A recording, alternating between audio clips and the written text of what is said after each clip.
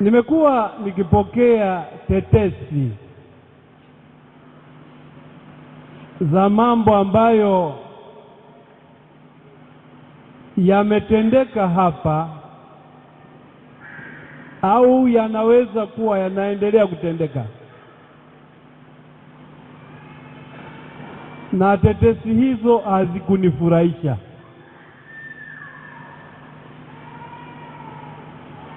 Sijapata fursa ya kuchunguza kwa kina yale niliyosikia, lakini nimeona nisingoje mpaka nichunguze kwa kina, nije hapa tuwekane sawa. Kati ya mambo yaliyodokezwa ni tetesi kwamba kuna ibada zimefanyika hapa kanisani, altare kapakwa mafuta, nguzo zikapakwa mafuta, mabenchi yakapakwa mafuta, sakafu ikapakwa mafuta. Vitendo vya namna hiyo ni vitendo visivyo na uelewa. Naomba niwakumbushe, kanisa hili ni kanisa moja ya wapo ya makanisa yaliyotabarukiwa. Kanisa hili liliwekwa wakfu baada ya mimi kuhamia Dar es Salaam.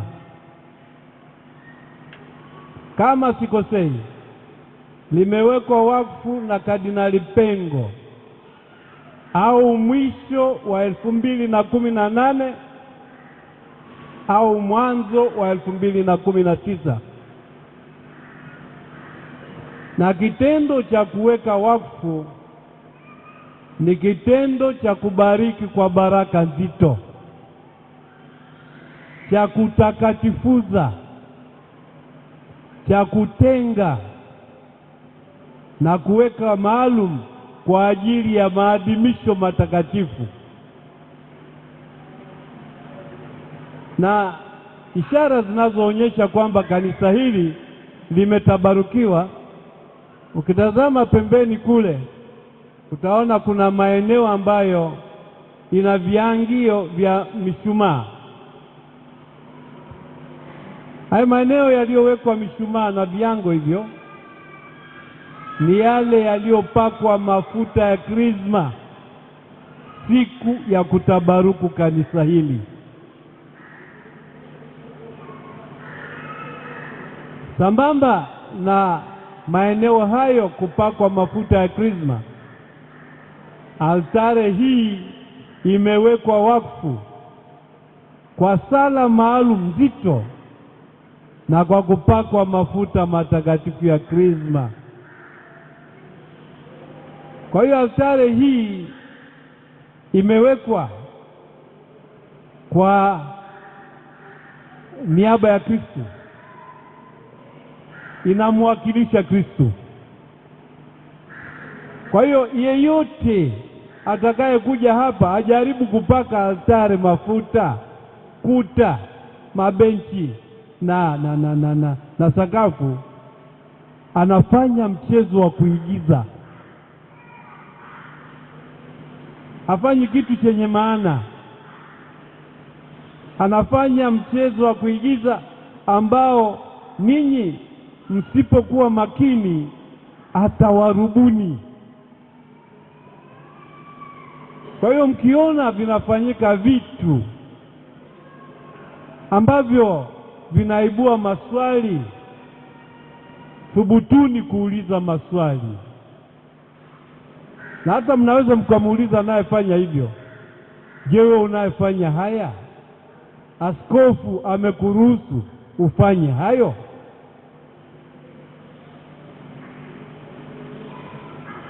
Sasa hayo ni sehemu ya mambo ambayo huwa yanatokea ambayo napenda kuyaita ni mambo ya kuigiza na ni mambo ya kuhadaa. Msifanyiwe hadaa. Jambo lingine nililosikia ni kwamba imesemekana kwamba kuna njiwa wamedondoka kutoka huko kwenye paa, wamekufa, na ikasema kwamba hao ndio wanaozuia sala zenu zisimfikie Mungu. Kama njiwa waliokufa wanazuia sala zenu zisimfikie Mungu, basi ninyi hamjui kusali. Kama mkisali kweli, hakuna kitakachoweza kuzuia sala zenu zisisikiwe na Mungu. Mwe na busara.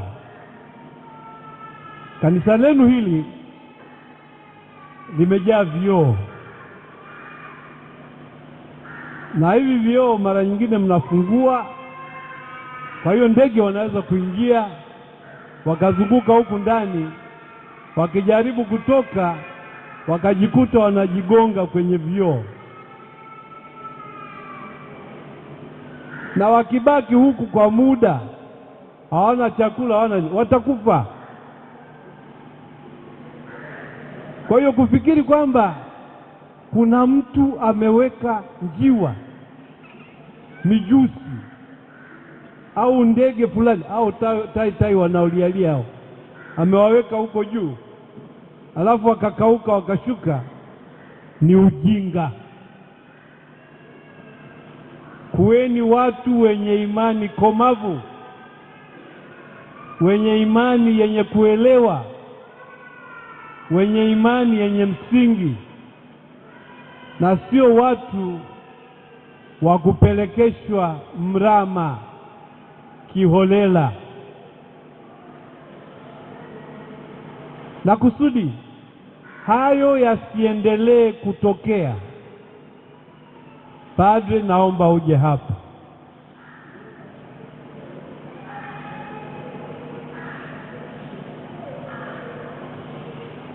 Naomba kukuagiza,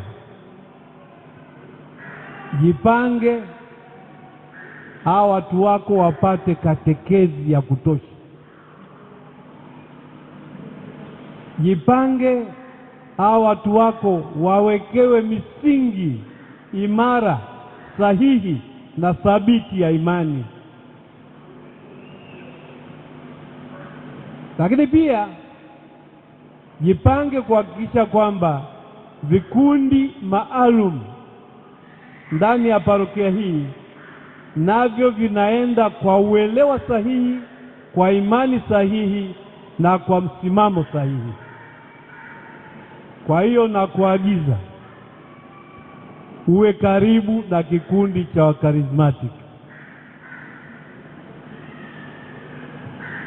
Charismatic ni kikundi kinachokuwepo na kinatambulika ndani ya kanisa.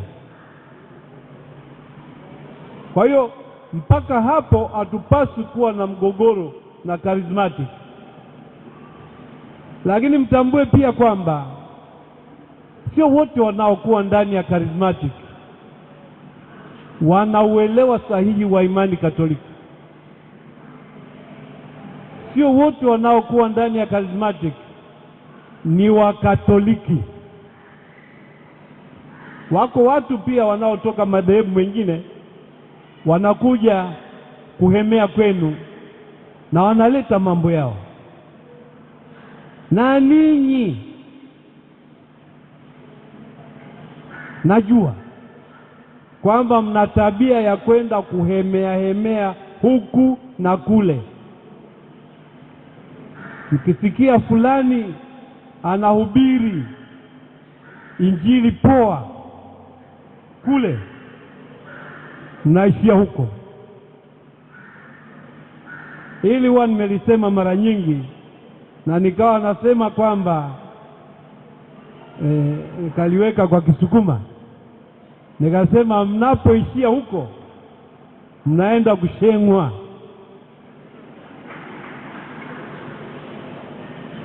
Mnaenda nini? Hakushengwa tu. Sasa muwe makini, msikubali kushengwa. Kushengwa ni kukamuliwa.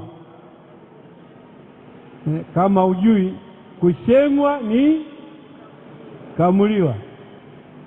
Maana unaweza kwenda huko unashengwa mpaka unarudi nyumbani huna hela ya nauli.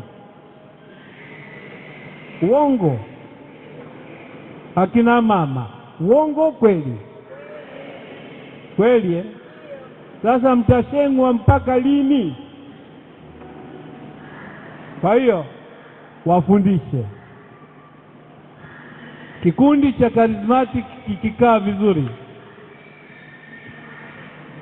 kinasaidia kukoleza sala, kinasaidia kukoleza uinjilishaji,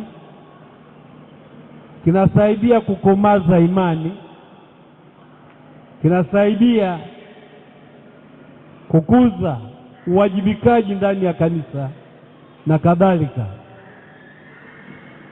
Lakini mkiruhusu ndani ya vikundi hivyo zipenyeze imani holela holela, mtapelekwa kusikofaa. Kwa hiyo naomba, sijakataza Charismatic salasala, lakini naomba hiyo Charismatic uwe karibu nayo, walee, wachunge, waongoze, wasaidie waimarike katika imani sahihi ya Kikristo na ya Kikatoliki. Baada ya maneno hayo, naomba pia niwapongeze. Leo imeapishwa kamati tendaji mpya ya parokia. Hongereni.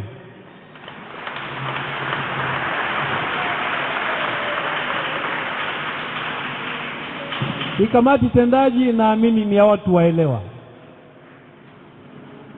na waomba washirikiane vizuri na mapadre kusudi parokia hii ya Salasala iendelee kusitawi na kuimarika.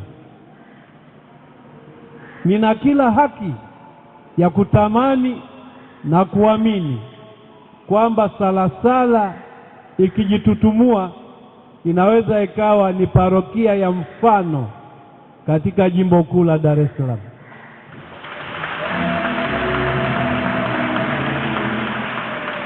Kwa hiyo kazi kwenu.